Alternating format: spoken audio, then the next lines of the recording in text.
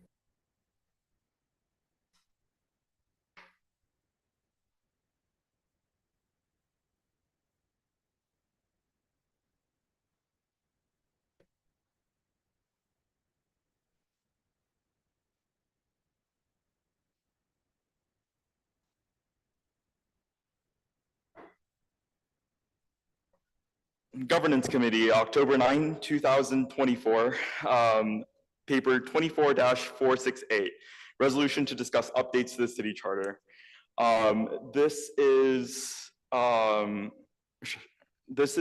meeting on just starting the whole charter review process from the city council's end.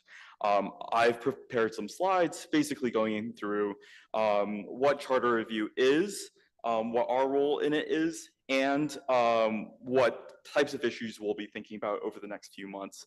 I've also invited the members of the Charter Study Committee to join our meeting as well, although these are two kind of different tracks of work. I'm gonna share my slides. Give me 1 second.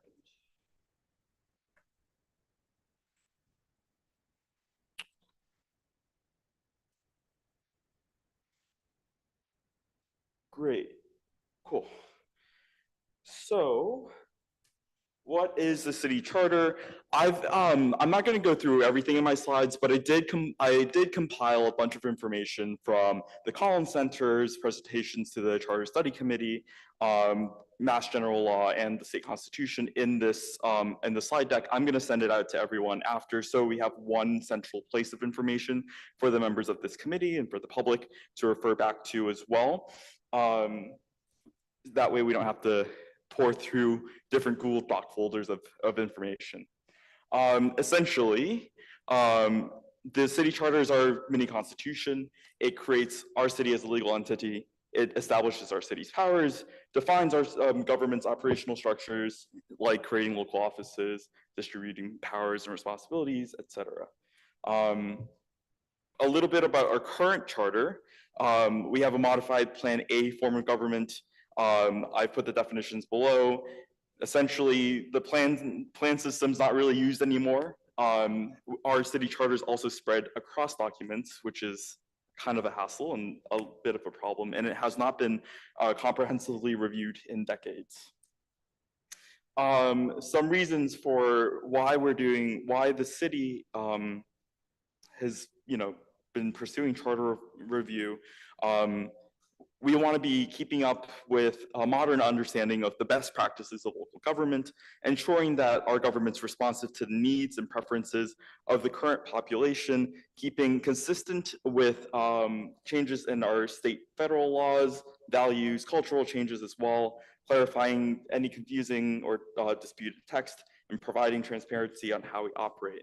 I think all of these reasons are why charter review is maybe one of the more exciting projects that we're working on this term. It's a very big picture project, and it's going to be all hands on deck. So I think this part is important to let all of us know what the charter review process is like. There's essentially two main ways of doing charter review. One, I don't know if folks remember, the city council took a vote last term on a home rule petition to start the charter review process that passed 4-3, and the state legislature asked for 5 votes on that, which at that time we didn't have. The mayor created a charter study committee, and that kind of leads us into the second way of doing charter review, which is by special act. And so special act as laid out in Mass General Law, first, there has to be a passage by majority vote at our city council of the text of the resolution proposing the special legislation. It needs to go to the state legislature to enact the proposed legislation.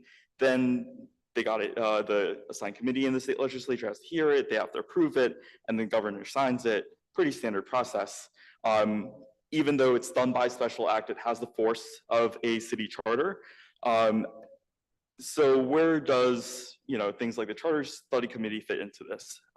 For a charter review process done through special act, it's pretty regular to have a preliminary study committee make proposals to us, the city council, and to the mayor as well. That's what we're going to be doing over the next few months, reviewing the different parts of the city charter that proposals that were handed. And oftentimes, a non-binding vote of the public is held on the proposed charter as well.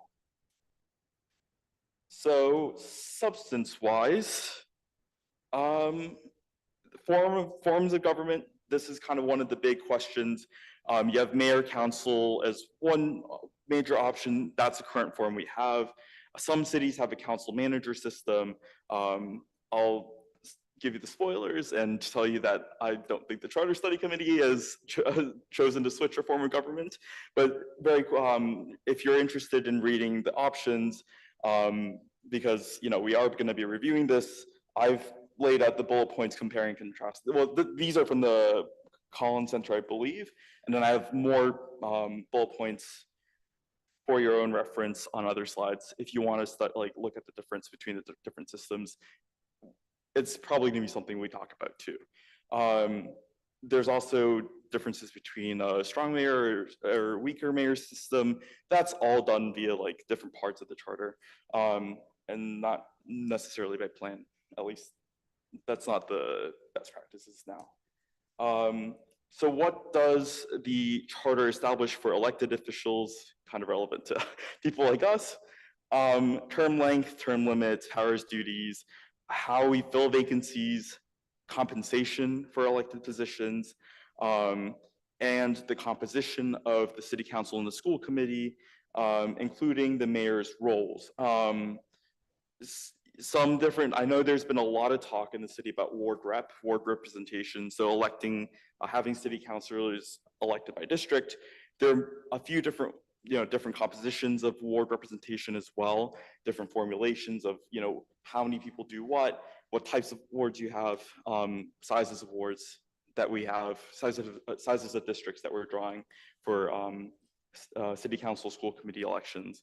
And I know the study committee has looked at that as well. That's something that I think we're going to probably be spending a lot of time thinking about. I'm not going to go through this, but the Collins Center has provided a generic modern charter. In looking at the minutes of the study commission's meetings and in looking at how to structure all these different conversations that we might have, separating into these 10 articles seems to be quite helpful. And I would suggest, just as the chair of the committee, I think it makes sense that we, in thinking about how to set up a timeline, which is one of my goals for this meeting, we think about how dividing it up into articles as well. And these, yep, Councillor President Bear. Do we know if the Charter Study Committee's recommendations use these? Yes. Okay, thanks. Yeah, the Charter Study Committee's recommendations will use this format, and there are sections that will basically be very, very similar to what the generic charter says. The generic charter is put, they've uploaded it into the Google Drive folder of the Charter Study Committee's presentation, so you can check it out there. It's about 20 pages. Yeah, and it's like this, broken up into these 10 sections in this order. There seems to be some sections that are really up to us in general, the public, to fill in. Some of them are much more there's established practice for the language in there. And then these are just some other topics that we might consider outside of the 10 drawn out in the generic modern charter. These kind of, there are places for it in the modern charter, but they didn't fit in the Collins Center's descriptions of each article, so I just pulled them out separately. But yeah, no, well, we will be looking at things like financial procedures and how we do budgeting in the city, how we rules for elections, citizen participation, so petitions, initiatives, referendums, that all has to fall under the constraints of state law as well. Periodic reviews of the charter of ordinances as well, looking at appointments, confirmations to multi-member boards, seeing, you know, do we, who's appointing, who's confirming, is there confirming power there as well, and public comment as well.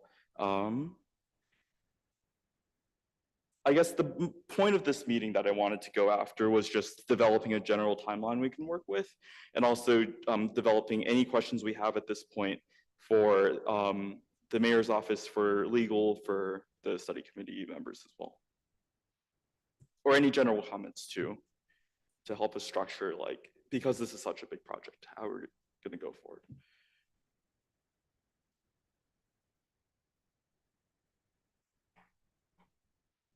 Could you jump back to the slide with the different sections? Yeah. I'll do this slide first, and then if you want me to, if members want me to change over, I can change over.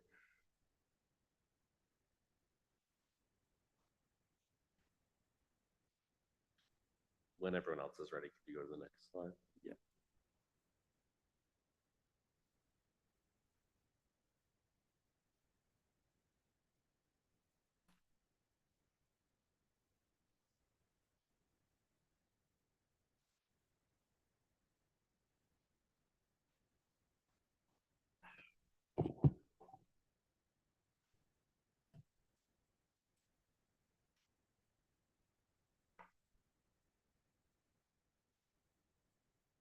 I'm good. I have some thoughts, but I can defer.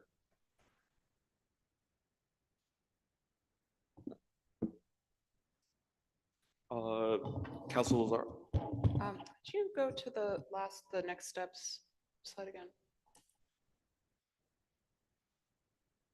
So the Charter Study Commission wants to release their final report soon, which is yeah. sooner than they anticipated it being. I had initially said December, but it's only October, which is nice. And the mayor is hoping to review it first and then give her response. Exactly. Okay, yes. great. So I guess being that they're going to come out with their response so soon, maybe I would suggest that we would see what their thinking is, compare it with what we have for a generic idea of things, and kind of go from there would be my thoughts. They've been spending a lot of time and having a lot of meetings and doing a lot of public participation, it sounds like. So I'm eager to see where they've gone with it. But I know that there's a lot to take into consideration with this.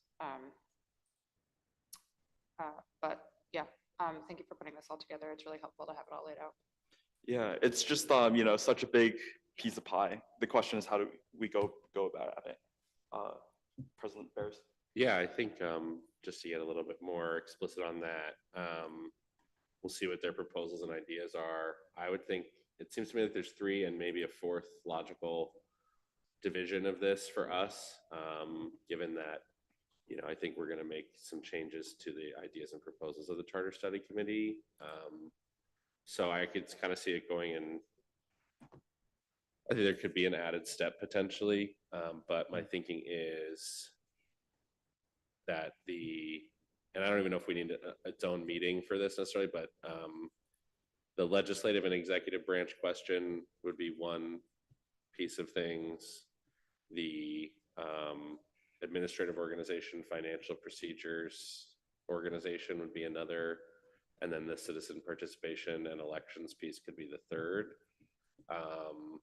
And I think then maybe the incorporation, general provisions, transitional provisions would be another bucket, along with school committee. I'm just wondering if we want to have our own meeting for school committee and invite the school committee members to have their input on that. And maybe that could be, maybe it's 3 meetings, maybe it's like legislative, executive, administration, or 4 meetings, legislative, executive, administration, financial, elections, and citizen participation. And maybe we could also do the incorporation in the general provisions as part of that. I think that might be, I'm just trying to think of like the scope of work, those seem to be a little bit quicker to get through. Like, I'm sure we'll just kind of take what the Charter Study Committee said for section 1 as like, we are the city of Medford and this is our mission statement, that kind of thing. It's not as nitty gritty as the details of like, what are the districts maybe going to be for different bodies, or do we want that to be uniform? Powers, of course, are a huge question. Do we want to go down the road of certain things around elections when we already have elections every 2 years, stuff like that? So I think those are kind of the bigger buckets of work. So maybe there's 5 buckets of work, but maybe it's 4 meetings, because maybe we could do a couple in one meeting. And the one that just sticks out to me is what we might want to schedule separately as a school committee, just so that, I just don't think we should lump that in with legislative and executive branch. I think it's a little bit different. And then I think if we're having those 4 meetings of this committee, my other question would be, do we want to have a meeting before those 4 meetings where we receive the mayor's thoughts and the study committee's thoughts before we go into specifically those 4 meetings on the actual topics? And that might give counselors, time to review that report. If we want to send any questions back to the mayor or to KP or to legal counsel or to the study committee, we could do that. And then we could go step by step and say, like, here are the 4 meetings, and counselors could bring their proposals to those 4 meetings on the different kind of areas of the charter.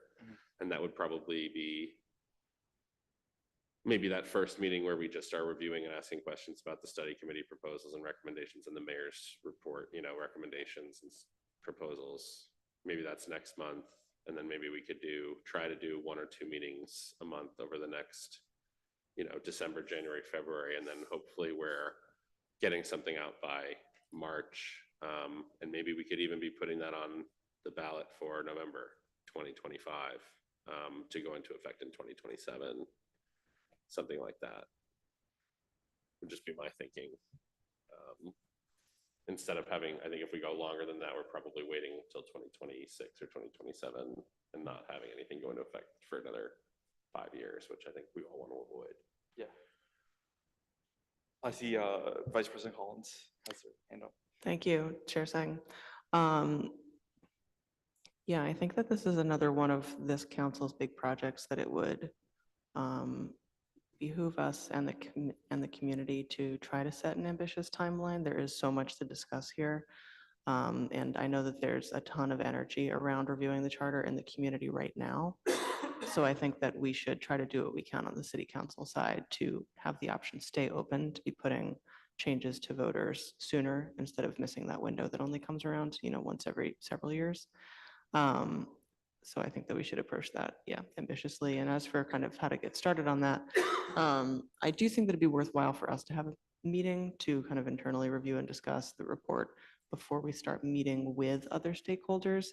And I think there's a lot of reasons to do that, just because it's a lot to digest. There's a lot to discuss. It's all very consequential, but also I know that in this process, we're inevitably going to try and reconcile and find consensus between perspectives that might be very different. And I'd prefer for us to kind of have some chances to get ideas from different sources out on the table before we then start having those discussions between different types of stakeholders, because I think this is going to be a process where there are a lot of different ideas and different preferences. And I think it would serve us well if we approach it from a standpoint of I'm not having a different idea from you, whoever that is, in reaction to your idea or in opposition to that idea, but rather there are different approaches to this. Let's get them all out on the table, and then let's consider all of our approaches and just try to choose the best path forward.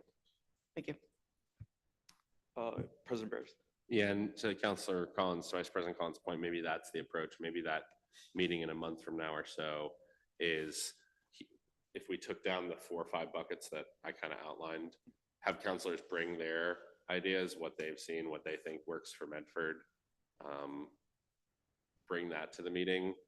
We could then also have Collins Center or study committee or an example from another community, and that would be a way for us to have that discussion without it being inherently like, I think what we want to avoid here is pitting different groups that have been moving through this against one another and like the ideas. I think like there's just going to be different ideas, and now that this process, that we are starting our process, which is the formal process, and you know, it can't move forward without a vote of the council, can't move forward without the mayor. Being able to say, all right, councilors think this, council maybe has been able to reach some consensus here. How does that compare to what the mayor's thinking is? How does that compare to what the charter study committee's ideas are? How does that compare to what some other communities do? That would be a good way for us to factor in those different perspectives in a way that is productive and based on like a discussion format rather than it being like competing proposals. From the chair, I think that makes a lot of sense.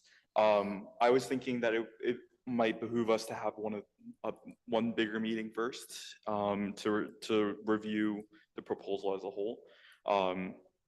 And I think it makes a lot of sense that we try to bring everyone together for that.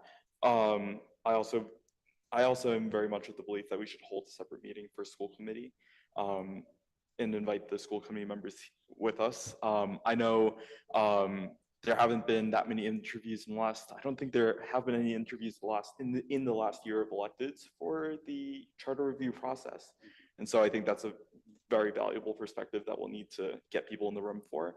And that includes the newly elected counselors as well. So I think that makes a lot of sense. What I can do is draw out a schedule, try to see what we can do over the next few months to have something to report out in March, so we can put that on the ballot in the fall, and we can set that as our goal. I think that makes a lot of sense. I have also, if counselors want to get ahead of it, because it's such a long document, I've also gone through all the minutes of the study committee, just compiling their votes and their recommendations that are in the minutes. And I separated it out mostly by article, so I can send that to counselors as well.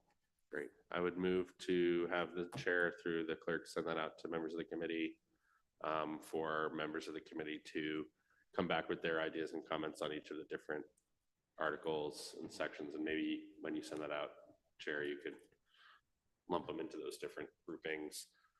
Each of it's basically, I think, 2 or 3 articles a group. And then when we come back in a month, hopefully we'll have a good discussion on that substance. And then, so I'd move to do that and move to adjourn, all one motion. Oh, Councilor Lazar.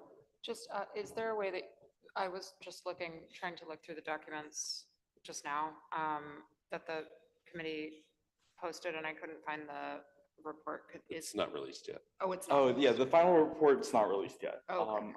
But you have the motions. There are like individual motions. I was looking at the in the minutes so that they, and so the committee has really put a lot of, like, they voted on every recommendation. So every single decision was a vote. So it does cover a lot of ground. Yeah, I think it'll give us a pretty good picture It'll of what give us a the picture, for sure. report looks like. What you send will give us a picture of Yes. their ideas. Okay, Yeah, great. yeah, exactly. Right. Yeah, and I've like kind of grouped it into, like, if they've taken multiple motions on like city council composition, for example, like I've put that in a own bucket of its own too. Wonderful question. When I was procrastinating schoolwork. Well, something to do. Yeah, it's a little bit more fun sometimes. Batali Props, I said that. It's just a public meeting. It's just a public meeting. I'm just on record saying that. The clerk's just writing it down. Yeah. Sending it to Senator Warren. Yeah, exactly. Bailey's gonna be really mad. Yeah, Bailey's gonna chew me up. Just a little burrito. Just a little burrito. Well, I think, do we have a second for that motion? So on the motion, clerk, are you ready? Okay. What I have is President Bears moved to have the chair through the clerk send the document that was referenced to the committee and ask the committee members to come back with their comments and ideas and then further move to adjourn. Great. Before we do that, I'll take public participation if there's anyone, there's no one in person, if there's anyone online who wants to speak. Seeing none. Okay.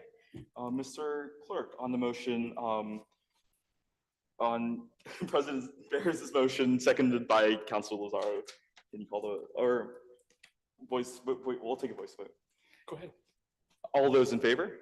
Aye. All those opposed? Motion passes. Meeting is adjourned.